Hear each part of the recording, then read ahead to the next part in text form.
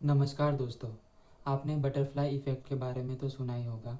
Butterfly effect एक सिद्धांत या फिर एक थ्योरी है जिसके हिसाब से अगर एक तितली इंडिया में अपने पंख फड़फड़ाती है तो वह दुनिया के दूसरे कोने में तूफान ला सकती है।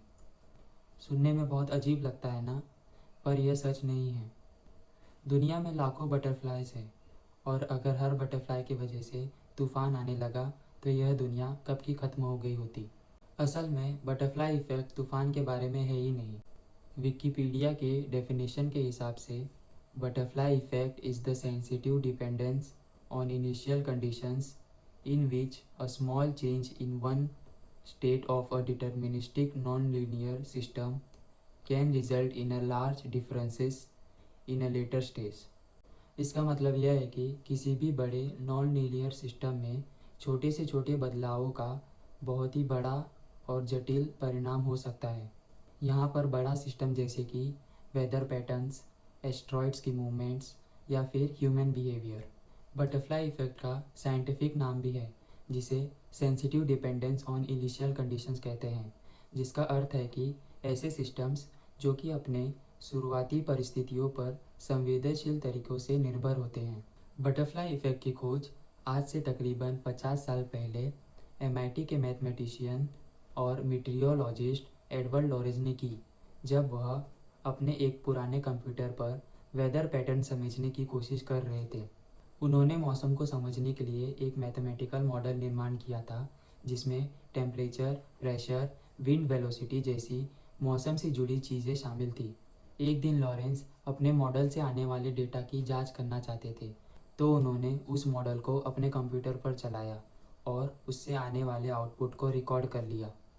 गलती की कोई गुंजाइश ना रहे, इसीलिए उन्होंने दोबारा उस मॉडल को कंप्यूटर पर चलाया, पर इस बार जो आउटपुट उन्हें मिला वह बहुत ही असामान्य और अनएक्सपेक्टेड था। दोबारा चलाने पर जो डेटा आया था वह पहले डेटा से बिल्कुल भी मैच नहीं खा रहा था।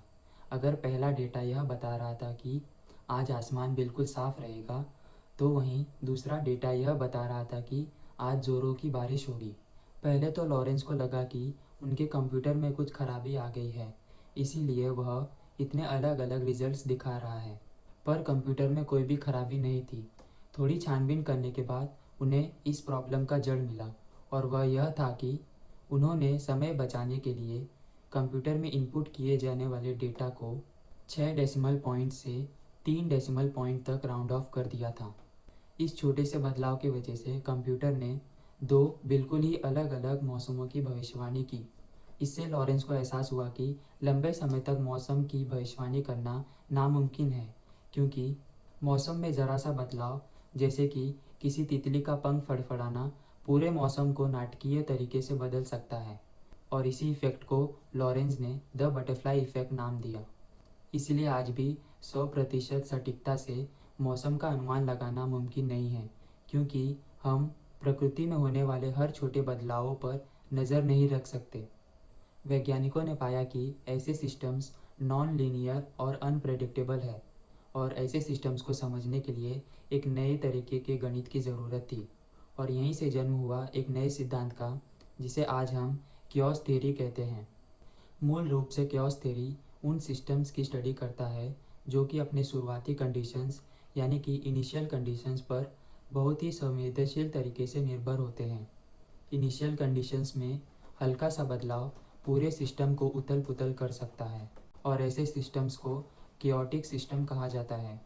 क्योस थ्योरी से पहले वैज्ञानिकों का यह मानना था कि किसी भी सिस्टम में अगर आप शुरुआत में कोई हल्का सा बदलाव करते हैं तो आगे चलकर उस बदलाव के कारण होने वाला परिणाम भी छोटा ही होगा।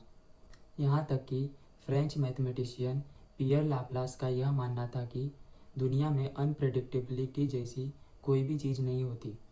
उन्होंने तो एक ऐसे इंसान की कल्पना भी कर ली थी जिसे ब्रह्मांड के करंट स्टेट यानी कि वर्तमान के बारे में सारी जानकारी है, और उस जानकारी के आधार पर वह 100% सटीकता से भविष्य जान सकता है। पर लॉरेंस की इस खोज ने वैज्ञानिकों को इस बात पर दोबारा सोचने पर मजबूर कर दिया। बटरफ्लाई इफ़ेक्ट न सिर्फ मौसम पर बल्कि हमारे जीवन पर भी लागू होता है। हमारे आसपास ऐसी कई चीज़ें घट रही होती हैं जिनमें बटरफ्लाई इफ़ेक्ट को देखा जा सकता है, जैसे कि market place, business, globalisation, human behaviour, economy और ऐसी और भी कई चीज़ें। इन सभी सिस्टम में एक छोटा सा फैसला बहुत बड़ा बदलाव ला सकता है। ये सारे सिस्टम्स एक क्योटिक सिस्टम हैं। इन्हें प्रिडिक्ट करना मुश्किल होता है। उदाहरण के तौर पर बिजनेस में लिए किसी फैसले की वजह से आपका पूरा बिजनेस बर्बाद या फिर आबाद हो सकता है, भले ही वह फैसला कितना ही छोटा या फिर मामूली क्यों ना हो। या फिर मार्केट प्लेस में कस्टमर्स की ज़रूरतें और पसंद बदलती रहती है।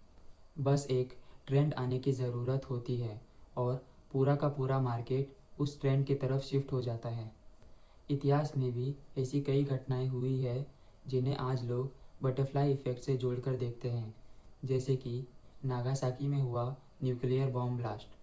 अमेरिका ने शुरुआत में जापान के कोकुरा शहर पर न्यूक्लियर बॉम्ब गिराने का इरादा किया था, जहां पर हथियार और गोला बारूद बनाने का काम होता था।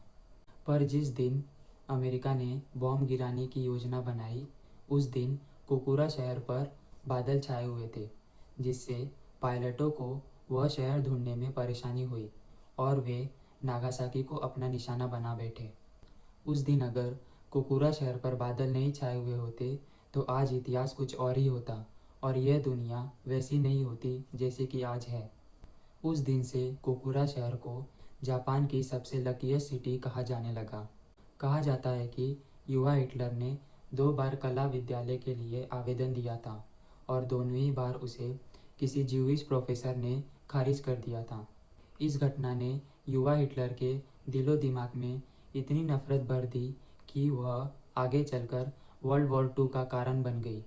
आज हम जो भी छोटे बड़े फैसले जाने अनजाने में लेते हैं, उसका फल हमें आगे चलकर हमारे जीवन में मिलता है। कभी कभी यह फैसले न सिर्फ हमारे जीवन को बल्कि पूरी दुनिया को प्रभावित कर सकते हैं। इसीलिए कहा जाता है कि हर फैसला सोच समझकर लेना चाहिए। यह दुनिया एक क्योटिक पर इंटरकनेक्टेड सिस्टम है, इसलिए हमारे द्वारा लिए गए हर छोटे बड़े फैसलों का इस पर असर होता है। आज जो चीज़ें हो रही है वह किसी कारण के वजह से हो रही है और आगे जो भी चीज़ें होंगी वह भी किसी कारण के वजह से होंगी। इसलिए दुनिया में जब भी कोई बड़ी घटना घटती है, चाहे वह अच्छी हो या बुरी हो, उसमें हमारा भी कहीं ना कहीं योगदान होता है। तो अगर आपको कभी ऐसा लगे कि मेरा जीवन तो एकदम बेकार है, मेरे होने ना होने से कुछ फ़र्क नहीं पड़ता, तो एक बार बटरफ्लाई इफ़ेक्ट को ज़रूर याद कर लेना।